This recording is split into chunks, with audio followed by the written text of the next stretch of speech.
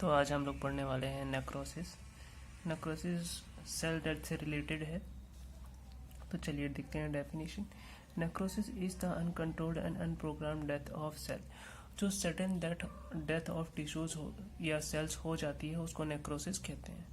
It is also called as cell murder because the cell is killed by extra cellular और external event. Cell death जो होती है इसमें वो extra cell के बाहर जो कंपोनेंट्स प्रेजेंट हैं उनकी वजह से या एक्सटर्नल इवेंट जैसे एक्सीडेंट हो गया या कोई इंजरी हो गई उसकी वजह से जो सेल डेथ होती है उसे नेक्रोसिस या सेल मर्डर कहते हैं। अब देखते हैं कॉज ऑफ नेक्रोसिस। तो पहला पॉइंट है फिजिकल और केमिकल इवेंट्स। हमारी बॉडी में जब फिजिकल और केमिकल चेंजेस आते हैं उनकी वजह से भी सेल डेथ होती है। दूसरा पॉइंट है ट्रॉमा।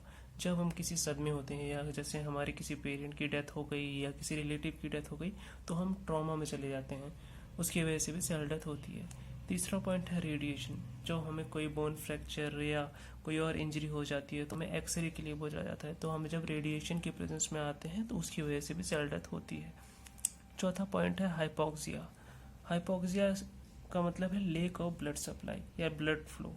सेल्स के पास तक जब ब्लड फ्लो या ब्लड सप्लाई नहीं पहुंचती है तो उसकी वजह से भी सेल डेथ हो जाती है। नेक्स्ट पॉइंट है एक्सपोजर टू टॉक्सिन। जब सेल किसी टॉक्सिन या जहर की प्रेजेंस में आता है तो उसकी वजह से भी सेल डेथ हो जाती है। तो अब हम देखते हैं process of necrosis. Cell death होती कैसे है। Cell swells and causing damage of cell membrane and appearance of many holes in cell membrane। Cell में पहले इंजरी होती है, इंजरी की वजह से सेल में स्वेलिंग आती है, उसकी वजह से सेल मेम्ब्रेन डैमेज होता है। उसके बाद appearance of many hole in cell membrane. Cell membrane के अंदर स्मॉल होल्स होने लगते हैं। नेक्स्ट पॉइंट है intracellular content leak out. Cell के होल्स जब हो जाते हैं उनकी वजह से अंदर का जो कंपोनेंट है या कंटेंट है वो लीक आउट हो जाता है, सेल से बाहर निकल जाता है। उसके बाद इंट्रासेलुलर इन्वायरमेंट इज एल्टर्ड। तो सेल के अंदर का जो इन्वायरमेंट है वो चेंज हो जाता है।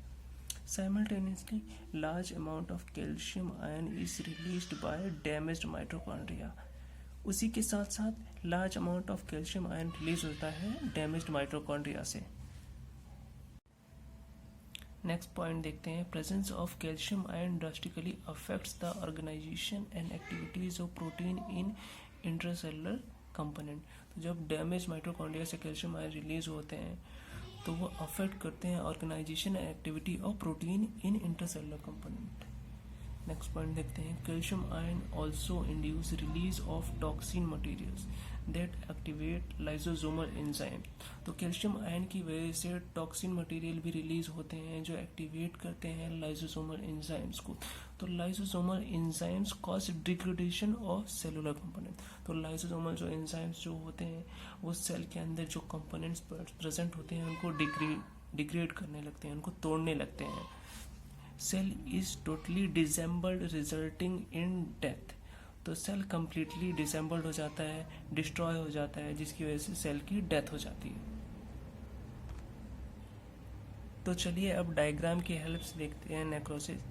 तो ये हो गया नॉर्मल सेल। जब इसमें इंजरी हुई तो सेल में स्वेलिंग आ गई, एंडोप्लाज्मिक रेटिकुलम में स्वेलिंग आ गई, माइटोकॉन्ड्रिया में स्वेलिंग आ गई, जिसकी वजह से सेल की जो कंपोनेंट्स है वो बड़े हो गए तो सेल मेम्ब्रेन को डैमेज करने लगे, जिसकी वजह से सेल मेम्ब्रेन में पोर्स हो गए, मतलब होल्स हो गए, जिसकी वजह से सेलुलर कंपोनेंट लीक होने लगा, break down of plasma membrane हो गया, ऑर्गेनेलिस डिस्ट्रॉय होने लगी, माइटोकॉन्ड्रिया, न्यूक्लियस और एंडोप्लाज्मिक रेटिकुलम का डिग्रेडेशन होने लगा, जिसकी वजह से सेल की डेथ हो गई।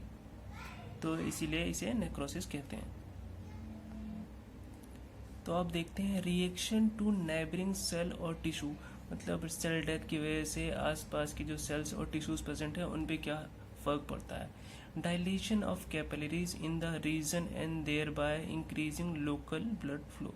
तो सेल डेथ क्या, सेल के आसपास जो कैपिलरीज प्रेजेंट होती हैं उनका डायलेशन हो जाता है। मतलब कैपिलरीज स्मॉलेस्ट ब्लड वेसल्स होती हैं तो वो डायलेट हो जाते हैं, जिनकी वजह से उनमें ब्लड फ्लो बढ़ जाता है। Increase in temperature leading to reddening of tissue. जब इंजरी होती है तो और सेल डेथ होती है तो टेम्परेचर बढ़ जाता है, जिसकी वजह से टिश्यू में रेडनिंग आ जाती है। देखते हैं हमारे जिस एरिया में चोट लगी रहती है वहाँ पर रेडनेस आ जाती है। Release of histamine from these tissues which induce pain in affected area. तो जब इंजरी होती है तो वहाँ की सेल्स हिस्टामिन रिलीज करती हैं, जिसकी वजह से पेन इंड्यूस होता है। बर्निंग सेंसेशन, ऐसे इफेक्ट पड़ते हैं आसपास की टिश्यूज और सेल्स पे नेक्रोसिस की वजह से या सेल डेथ की वजह से।